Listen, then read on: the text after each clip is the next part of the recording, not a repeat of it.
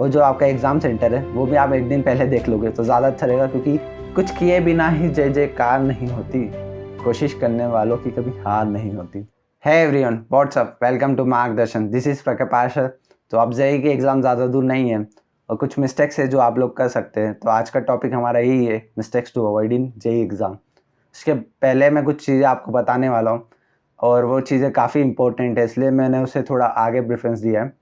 और जेईई से रिलेटेड कई वीडियोस बनाते रहते हैं और आगे भी बनाएंगे। तो अगर आपने चैनल को अभी तक सब्सक्राइब नहीं करा, चैनल को सब्सक्राइब करें and don't forget to hit the bell icon.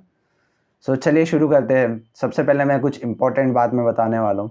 जैसे कि जेईई के एग्ज़ाम के अब 4 अटेम्प्ट हो गए, तो हो सकता है कि आपकी इस अटेम्प्ट के लिए मेहनत इतनी ज़्यादा नहीं हो और आप लोगों को लग रहा हो कि आप अगला अटेम्प्ट अच्छे से कर पाएंगे, लेकिन इस अटेम्प्ट पे आपको पूरा ध्यान देना है। क्यों इस अटेम्प्ट पे आपको पूरा ध्यान देना है, उसके बारे में बात करते हैं।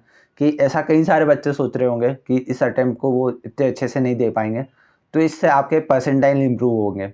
आप इस एग्ज़ाम में अगर कम भी स्कोर करते हो तो हो सकता है कि आप अगले अटेम्प्ट में ज़्यादा स्कोर करके भी इस अटेम्प्ट से कम परसेंटाइल लाओ।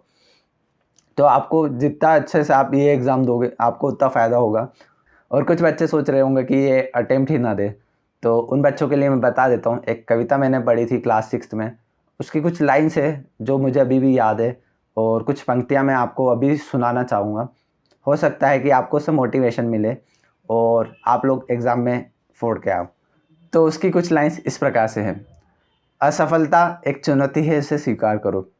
क्या कमी रह गई देखो और सुधार करो। जब तक सफल ना हो नींद चैन को त्यागो तुम। संघर्ष का मैदान छोड़कर मत भागो तुम। कुछ किए बिना ही जय जयकार नहीं होती, कोशिश करने वालों की कभी हार नहीं होती। तो आपको एटलीस्ट ट्राई करना है, एग्ज़ाम देने का आपको ट्राई करना है। आप पेपर दे के आओगे तो आपको समझ में आएगा कि एग्ज़ाम का पैटर्न किस हिसाब से रहता है। तो आपको एग्ज़ाम देने जाना है और एग्ज़ाम फोड़ के आना है। अब कुछ मिस्टेक्स की बात कर लेते हैं, जो मिस्टेक्स आपको अवॉइड करनी चाहिए जेईई एग्ज़ाम से पहले। और सबसे पहली मिस्टेक्स है जो सबसे कॉमन मिस्टेक भी है, कि कुछ डॉक्यूमेंट्स ले जाना भूल जाते हैं, या फिर कुछ डॉक्यूमेंट्स मिसप्लेस हो जाते हैं, या फिर कुछ डॉक्यूमेंट्स में गलतियां हो जाती है। तो उससे अच्छा ये है कि आप एग्ज़ाम के एक रात पहले आपकी जो चेक लिस्ट है वो एक बना सकते हो। चेक लिस्ट में आप सारे जितने भी डॉक्यूमेंट्स आपको ले जाना है वो सारे डॉक्यूमेंट्स के नाम डाल सकते हो, और जैसे जैसे ही वो डॉक्यूमेंट्स आपके कंप्लीट होते जाए आप उसके सामने टिक लगा सकते हो।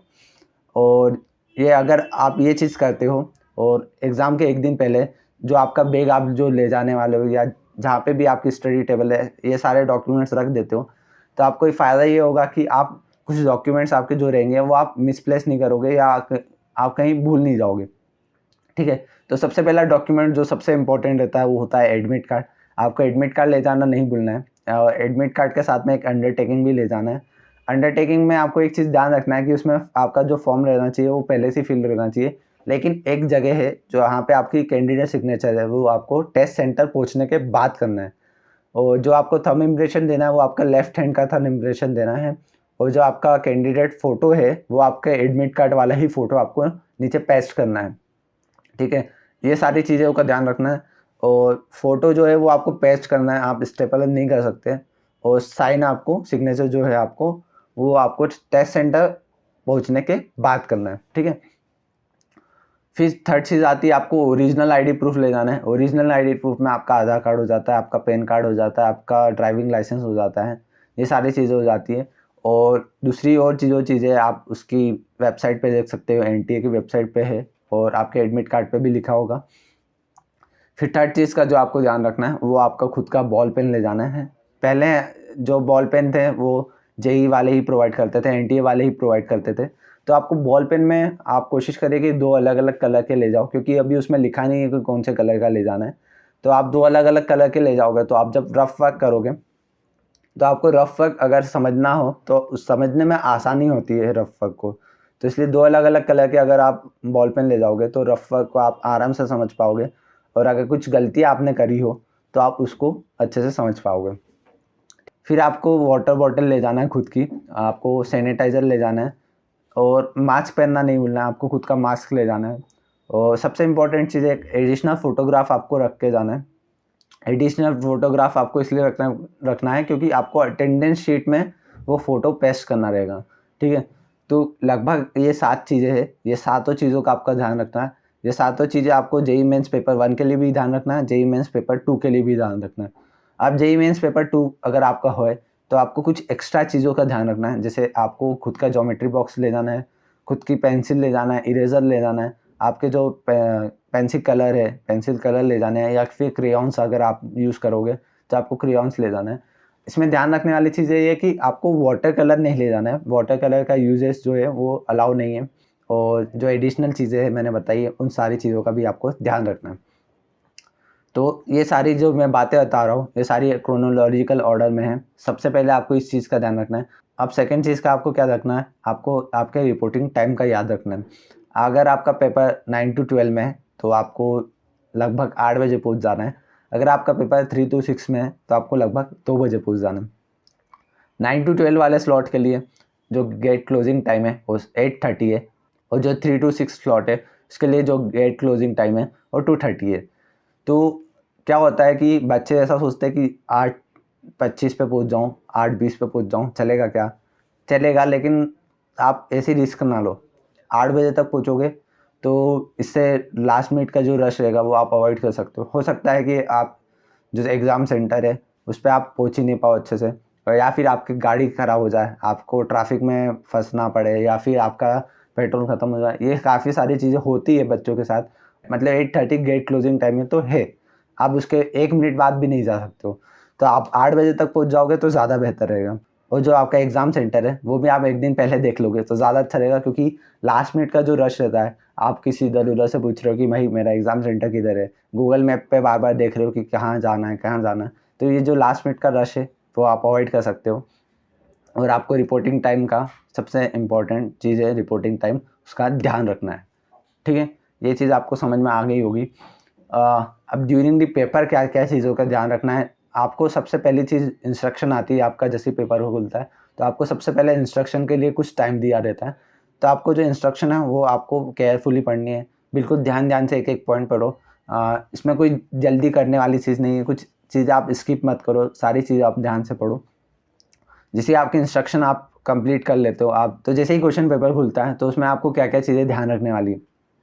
तो जैसे ही एग्ज़ाम चालू होती है तो आपने कुछ स्ट्रेटेजी बनाई होगी आपकी मॉक टेस्ट में, या फिर आप जो पिछले जितने भी टाइम से प्रिपरेशन कर रहे हो आपकी कुछ स्ट्रेटेजी आपने बनाई होगी, और वो आपकी फाइनल स्ट्रेटेजी होगी।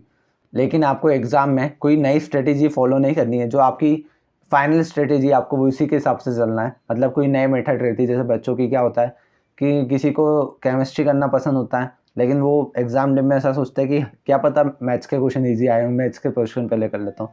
ऐसा नहीं रहता है। आपको जहाँ से आपका जो स्ट्रॉन्ग पॉइंट है आपको वहाँ से चालू करना चाहिए। अगर आपको लगता है कि मेरी स्ट्रेटेजी केमिस्ट्री से मैथ्स की तरफ है तो आप केमिस्ट्री टू मैथ्स करो, फिज़िक्स या फिज़िक्स टू मैथ्स है तो फिज़िक्स टू मैथ्स करो। जो भी आपकी स्ट्रेटेजी हो आप उस पे फ़ोकस रहो, उस पे ध्यान दो, वही आपके लिए बेहतर होगा। नई स्ट्रेटेजी ट्राई करोगे, हो सकता है वो काम हो जाए, लेकिन उसके चांसेस कम है। जो आपकी टेस्टेड एंड ट्रायल स्ट्रेटेजी है उसी पे आप ज़्यादा ध्यान दो तो ज़्यादा बेहतर रहेगा। फिर आप जितने भी क्वेश्चंस पढ़ो आपको क्वेश्चंस केयरफुली पढ़ना है। तो क्वेश्चन केयरफुली नहीं पढ़ने से क्या होता है कि कई बार ऐसे क्वेश्चंस आते हैं जैसे कि अ, जितने भी कंपाउंड्स हैं उनमें से कौन-कौन से कंपाउंड्स पैरामैग्नेटिक हैं, और आपको लगता है कि उसने पूछा है कि कौन-कौन से नहीं है, ऐसा भी हो सकता है। या फिर सबसे मेन जो दिक्कत आती है, सबसे मेन जो डाउट आता है वो इसी में आता है कि बताओ कौन-कौन से पैरामैग्नेटिक नहीं है, और आप कौन-कौन से बता देते हो जो पैरामैग्नेटिक है। तो इस चीज़ का आपको ध्यान रखना है। ये न्यूमेरिकल डाटा टाइप वाले क्वेश्चन में बहुत ज़्यादा ही होता है, इसका आपको ध्यान रखना है। अब सबसे मेन चीज़ है लास्ट में है, और सबसे मेन भी है, सबसे इम्पोर्टेंट भी है। आपको एक क्वेश्चन पे ज़्यादा टाइम नहीं देना है। हो सकता है कि आपका वो क्वेश्चन जो है वो आपको आ रहा हो, लेकिन वो टाइम ज़्यादा दे रहा है, और आपको वो क्वेश्चन भी इतने ही मार्क्स देने वाला है जितना अगला क्वेश्चन आपको मार्क्स देने वाला है। तो हो सकता है कि जैसे कि मेरे साथ ही हुआ था, मैं आप खुद का एग्जांपल देता हूँ। डिफरेंशियल इक्वेशन करके एक टॉपिक रहता है मैथमेटिक्स में, उसमें से मुझे काफ़ी स्ट्रॉन्ग टॉपिक था, और उससे एक क्वेश्चन भी आया था उस जेई में। तो जेई में जब एक क्वेश्चन आया तो मैंने देखा क्वेश्चन मॉडरेट सा था, टफ नहीं था, लेकिन प्रेशर इतना बढ़ गया था माइंड में कि वो क्वेश्चन नहीं हिल रहा था, और मैं ट्राई कर रहा था, बार बार ट्राई कर रहा था।